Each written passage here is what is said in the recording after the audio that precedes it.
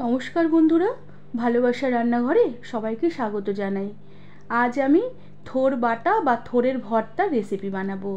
এই পদটি গরম গরম ভাতের প্রথম পাতে খেতে অসাধারণ লাগবে। রেসিপিটি ভালো লাগলে একটি লাইক, শেয়ার আর সাবস্ক্রাইব করে দেবার অনুরোধ রইল। প্রথমে আমি কড়াতে একটু জল বসিয়ে দিলাম, আর এবার আমি গোল গোল করে থোরগুলোর আঁশ ছাড়িয়ে বেশ ভালোভাবে কেটে জলে ভিজিয়ে রেখেছি। এবার জল ছেঁকে থোরগুলোকে আমি গরম জলে দিয়ে দিলাম, আর তার সাথে সামান্য একটু নুন দিয়ে দিলাম, আর তার সাথে সামান্য একটু হলুদ গুঁড়ো দিয়ে দিলাম। এতে থোরের রঙটা কালো হবে না। এবার কড়াটাকে ঢাকা দিয়ে প্রায় 2 থেকে 3 মিনিটের মতন থোরগুলোকে আমি ভাপিয়ে নেব। প্রায় 2 থেকে 3 মিনিট পর থোর ভাপিয়ে নেবার পরে ঢাকনা খুলে দিলাম। থোরগুলো বেশ ভালোভাবে সেদ্ধ হয়ে গেছে। এবার আমি গ্যাসের আঁচ বন্ধ করে দিয়ে ঠান্ডা হওয়ার জন্য অপেক্ষা করব। আর থোরগুলো ঠান্ডা হয়ে এলে আমি কড়া থেকে থোরগুলোকে তুলে নেব।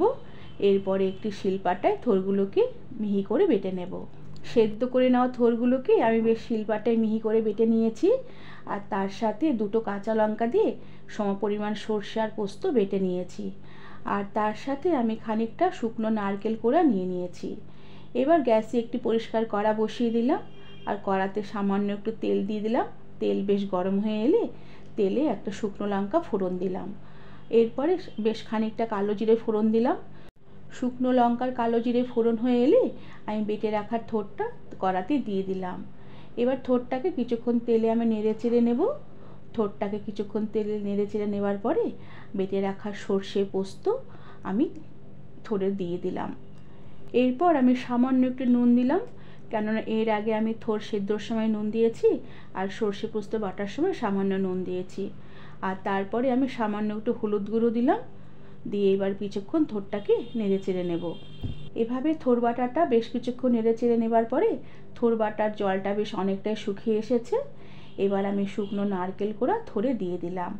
এই নারকেল কোড়া দেওয়াতে এর থোর বাটার জলটা বেশ তাড়াতাড়ি শুকিয়ে আসবে, আর খেতেও বেশ ভালো লাগবে। আর নারকেল কোড়া দিয়ে আবারও বেশ কিছুক্ষণ থোর বাটাটাকে আমি নেড়ে চেড়ে নেব।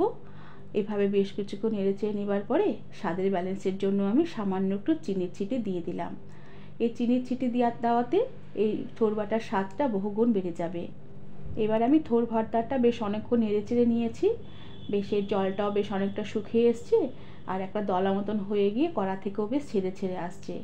এই সময় আমি সামান্য আর একটু সর্ষের তেল দিয়ে দিলাম, আর সর্ষের তেলটা দিয়ে আবারও কিছুক্ষণ নেড়ে চেড়ে নিয়ে আমি গ্যাসের আঁচ বন্ধ করে দিয়ে এই থোর বাটা বা থোর ভর্তা রেসিপিটি সার্ভ করে দিলাম। বন্ধুরা, আমার এই থোর বাটা বা থোর ভর্তা রেসিপিটি তোমাদের কেমন লাগলো আমাকে তোমরা কমেন্ট করে জানাবে, আর ভালো লাগলে একটি সাবস্ক্রাইব করে দেবে। আজ তাহলে আসি, পরে আবার একটি নতুন রেসিপি নিয়ে দেখা হবে। ধন্যবাদ বন্ধুরা।